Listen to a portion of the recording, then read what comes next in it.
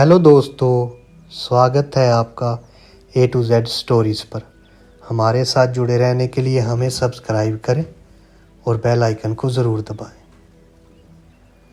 दुनिया में जिस दिन तर्क देने वाले आस्तिक विदा हो जाएंगे, उसी दिन तर्क देने वाले नास्तिक भी समाप्त हो जाएंगे। जब तक दुनिया में आस्तिक हैं, तब तक नास्तिक नहीं मर सकता, क्योंकि नास्तिक आस्तिक के तर्क का उत्तर है। और अगर दुनिया को धार्मिक बनना है तो आस्तिकों को मर जाना चाहिए, ताकि नास्तिक समाप्त हो जाए। दुनिया उस दिन धार्मिक होगी जिस दिन ईश्वर के लिए, सत्य के लिए तर्क देना ना समझी ज्ञात होगा, ना समझी समझ आएगा। आस्तिक एक तरह का ना समझ है जो ईश्वर के लिए तर्क देता है और सिद्ध करना चाहता है। ईश्वर के लिए तर्क देकर सिद्ध करने का मतलब यह है कि हम ईश्वर से बड़े हैं, जो ईश्वर को सिद्ध करते हैं। यदि हम सिद्ध ना करेंगे तो वह असिद्ध हो जाएगा। अगर हम सिद्ध ना कर पाएंगे तो वह मेरा ईश्वर हारा ईश्वर गया। हार तो ईश्वर ही गया। ईश्वर को सिद्ध होना ना होना हमारी मुट्ठी की बात नहीं, हमारी बात नहीं। आस्तिक ये कहता है कि हम ईश्वर को सिद्ध करके रहेंगे। आस्तिक ईश्वर से बड़े होने का दावा करता है। ये नास्तिक क्रोध से भर जाता है और वे भी कहता है हम ईश्वर को, खुदा को असिद्ध करें के रहेंगे। आस्तिक और नास्तिक दोनों ईश्वर के दुश्मन हैं। जो भी सत्य के लिए तर्क भर देता है वे सदा सत्य का दुश्मन है। सत्य का तर्क से कम संबंध अनुभव से ज्यादा है।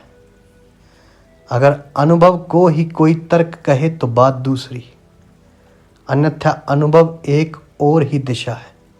ये जो पूछते हैं कि क्या तर्क से ही सत्य नहीं मिल सकता, उन्हें मैं कहना चाहूँगा, तर्क से सत्य मिलना तो दूर, असत्य तक का मिलना मुश्किल है। सत्य तो हवा में मुट्ठियाँ बांधने जैसा है, तर्क तो हवा में मुट्ठियाँ बांधने जैसा है। जितनी जोर से मुट्ठी बांधेंगे हवा और बाहर निकल जाएगी। अगर हवा चाहते हो मुट्ठियों में तो मुट्ठी खुली रखना। अब ये उल्टी बात है, अगर हवा चाहते हो मुट्ठी में तो मुट्ठी खुली रखना। और अगर हवा पर मुट्ठी बांधने की कोशिश की, जितनी सख्त मुट्ठी होगी उतनी कम हवा भीतर होगी। अगर मुट्ठी पूरी सख्त होगी, हवा बिल्कुल नहीं होगी। जो तर्क बांधने की कोशिश करता है सत्य पर, उसकी मुट्ठी से सत्य खिसक जाता है, चला जाता है। असल में तर्क का क्या अर्थ है?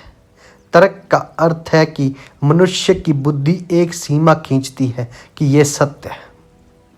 मनुष्य की बुद्धि जो सीमा खींचती है, वह सीमा कितनी बड़ी हो सकती है, कितने मूल्य की हो सकती है। एक गांव में एक बहुत बुद्धिमान फकीर था। उसकी बात उस गांव के सम्राट ने यह घोषणा की कि मैं अपने राज्य से असत्य का अंत करना चाहता हूं, और जो असत्य बोलेगा उसे मैं सूली पर लटका दूंगा। लेकिन गांव के लोगों ने कहा, गांव में एक फकीर है बूढ़ा, तुम उससे तो पूछ लो कि यह हो भी सकता है कि नहीं। यह आज तक नहीं हुआ। आज तक कोई यही तय नहीं कर पाया कि सत्य क्या है और असत्य क्या है। उस फकीर को बुलाया और सम्राट ने कहा, आप आशीर्वाद दें कि मेरी योजना सफल हो। मैंने अपने राज्य में असत्य को समाप्त करना चाहता हूँ। फकीर ने गौर से ऊपर आंख उठाकर देखा और उस राजा से कहा, कैसे करोगे असत्य को समाप्त? उसने कहा, फांसी की सजा दूंगा। जो असत्य बोले था, जो झूठ बोलता हुआ पकड़ा जाएगा। कल नया वर्ष शुरू हो रहा है। कल सुबह मैं एक झूठ बोलने वाले को पकड़कर जो दरबार है, नगर का द्वार है, उस द्वार पर लटका दूंगा ताकि सारा गांव देख ले और सारा गांव जान ले। उस फकीर ने कहा, तो फिर मैं बात नहीं करूंगा।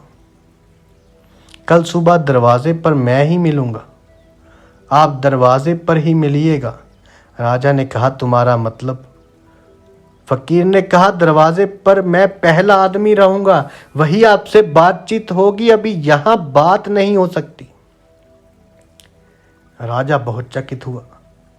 दूसरे दिन शीघ्र दरवाजे पर पहुंच गया। दरवाजा खुला तो फकीर भीतर आ रहा था, गधे पर सवार था। राजा ने पूछा, आप और गधे पर कहाँ जा रहे हैं?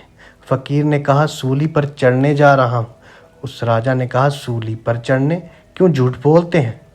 आपको भली भांति पता है कि मैं झूठ बोलने वाले को सूली पर चढ़वा दूंगा। उस फकीर ने कहा, तो मैंने झूठ बोला है, सूली पर चढ़वा दो। लेकिन ध्यान रखना, अगर वे सूली पर चढ़वाया तो जो मैंने बोला था वे सच हो जाएगा, और अगर तुमने सूली पर नहीं चढ़ाया तो एक झूठ बोलने वाला आदमी झूठ बोलकर निकल जाएगा, तो तुमने सूली नहीं लगाई होगी। अब बोलो, तुम क्या करते हो? उस राजा ने कहा, यह तो मुश्किल बड़ी बात है। अगर मैं तुम्हें छोड़ दूं तो तुम झूठ बोलने वाले हो और बचते हो, और अगर मैं मार डालूं तो तुम सच हो जाओगे, और मैंने एक सच बोलने वाले को सूली दे दी। अब मैं क्या करूंगा? उस फकीर ने कहा, तुम सोचो, जब सोच लो तो मुझे बताना, इसके बाद कानून शुरू करना। सुनते हैं वे राजा कई वर्ष जिया और मर गया। फिर उस फकीर को उसने कभी नहीं बुलाया। उससे ये तय नहीं हो सका कि वे क्या करे, उसे सूली दे कि ना दे। फिर उसने ये बात ही छोड़ दी कि सत्य और असत्य का निर्णय क्या होगा। इसीलिए कहता हूं कि तुम आस्तिक हो तो अपनी आस्तिकता को अपने भीतर समाये रखो। तुम्हें क्या लेना है उसको सिद्ध कर कर, जो पहले से ही सिद्ध है, जो पहले से ही सत्य है। सत्य को बार बार बोलने से वो सत्य ही रहेगा, असत्य को बार बार बोलने से असत्य ही रहेगा। बहस इसका कोई भी हल ना है। तुम आस्तिक हो तो तुम अपनी दुनिया में जीने की कोशिश करो। वो नास्तिक है तो उन्हें नास्तिक रहने दो, क्योंकि जिस दिन आस्तिकता पर सवाल उठने बंद हो जाएंगे, नास्तिकता अपने आप मरती जाएगी। क्या सत्य और क्या असत्य, इसका फैसला परमेश्वर को करने दो, उस परमात्मा को करने दो। वक्त खुद ब खुद जवाब देगा। यदि आपको हमारी ये कहानियाँ अच्छी लगती हैं तो हमको सब्सक्राइब कीजिए, शेयर कीजिए, लाइक कीजिए, कमेंट करके ज़रूर बताइए दोस्तों। धन्यवाद। सबको मेरा सादर प्रणाम।